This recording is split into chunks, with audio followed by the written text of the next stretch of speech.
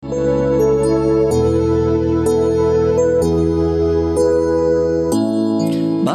ba pag ika'y nakikita, puso ko ay umakaba? Pag nasilayan ko ang iyong ganda, puso ko ay nababalisa.